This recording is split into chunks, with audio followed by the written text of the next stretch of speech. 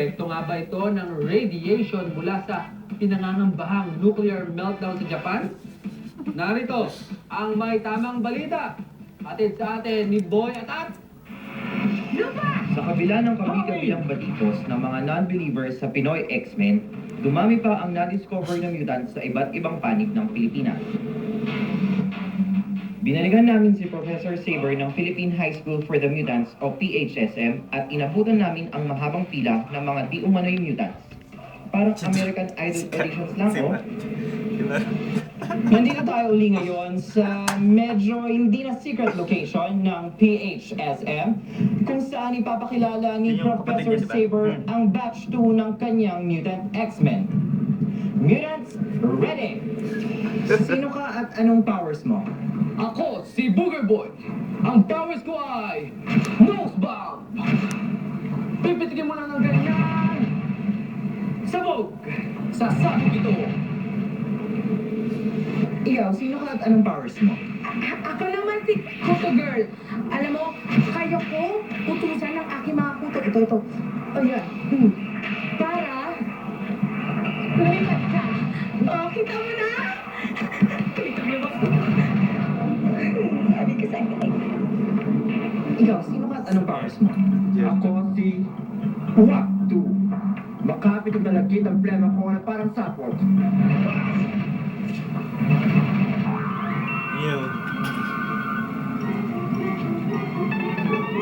Sino ka at anong powers mo? Ako, si Digay Girl.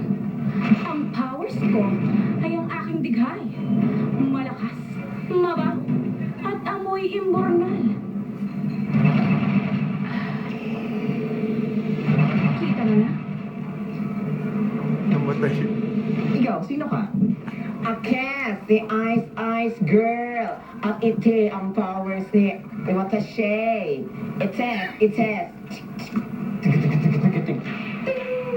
Malamig na. Ice tubig, kumbaga. Malamig na. At ihandi ka. Langon. Puto. Lema. Likhay. Ice water. Pinoy X-Men Batch 2. Oh, speki na naman. Yung mga mutant na yan, ha? Stahan tayo. Maniningil na naman yan, 70% yung professional saver na yan. Sa bawat TV getting ng mga yan. Nang tanungin namin si Professor Saber kung ano uli ang masasabi niya sa Peter Ocampong profesor,